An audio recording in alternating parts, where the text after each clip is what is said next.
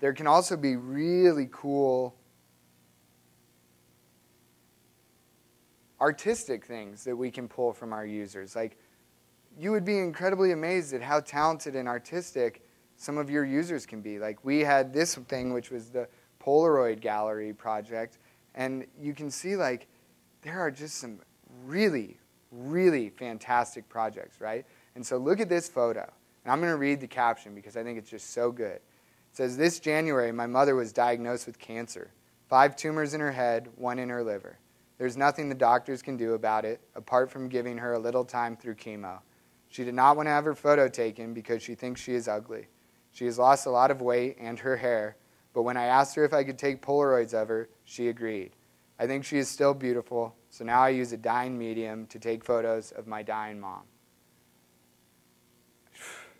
I mean, boom, right? Like, that's powerful. That's incredible.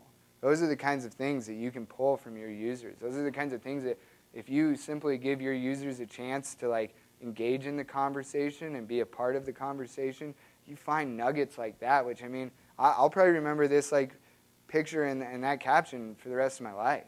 And so you can go through these things and flip through them, like, picture after picture. And they're not all sad. Like, you know, they're wonderful. There are some really, really fun ones. And there's a whole Grateful Dead gallery, which was like a hugely, wildly successful gallery we did of send in your Grateful Dead shows, and you get like all these baby boomers, and they're like, "Oh man, you know, like I had the best time at this Dead concert." And we got like 80 ones of them naked, and we're like, "We can't run your naked photos," you know, and like, and just like really fun things. So there's a lot to be said for just like user-generated content. But there's also a downside to user-generated content, which is when you're actually trying to leverage it to help inform people or to help do things like that. The New York Times moderates every single comment that you see on the site. Every one of those photographs gets moderated, looked at, checked. Nothing gets submitted and automatically put up. That's difficult, and it's really expensive. And I think it's wonderful that the New York Times does it because it helps curate better discussions. It helps make it so you don't end up looking at like 20 really terrible pictures or like pictures that are totally off subject or pictures that don't have anything to do with what you want to look at and those kinds of things. So there is like user-generated content is not without its challenges. But that said, the internet is about conversations. That is all the internet is about, is talking, communicating, sharing ideas, doing those things. We launched a project, I think it was just last week,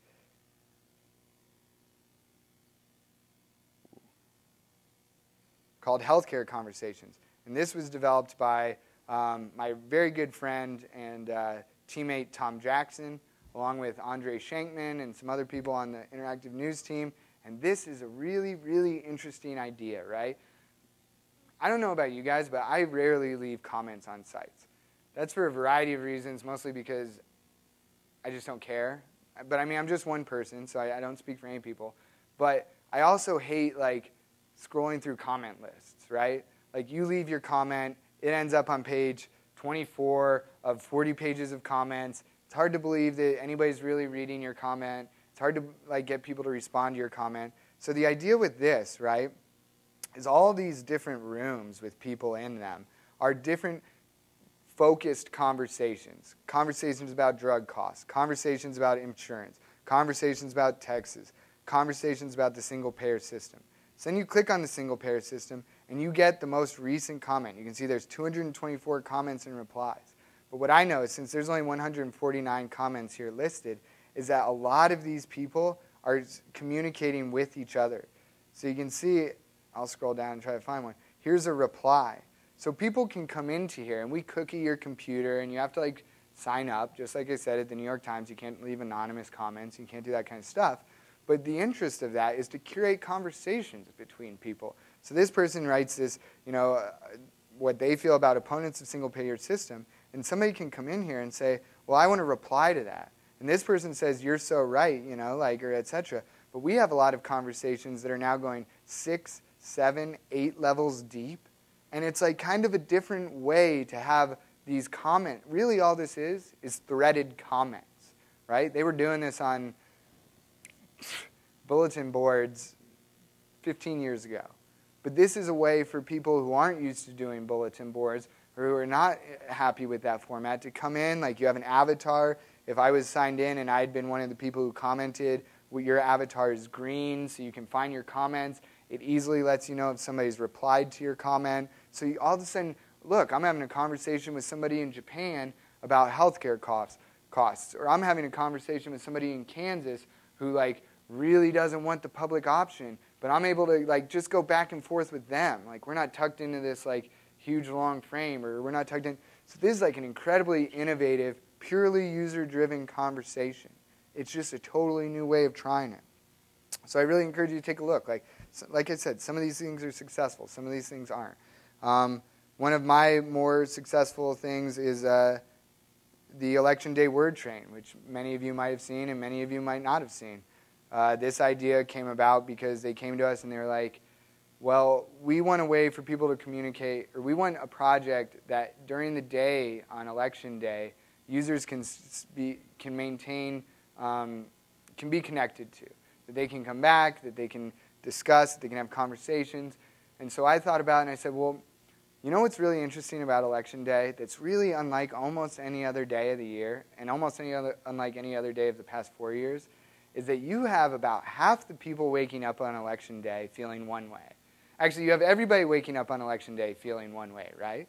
By the end of that day, at least half of those people feel it very differently. And the other half of those people, their emotions have changed in some way, right? Most people wake up, they're skeptical, they're anxious, they're nervous.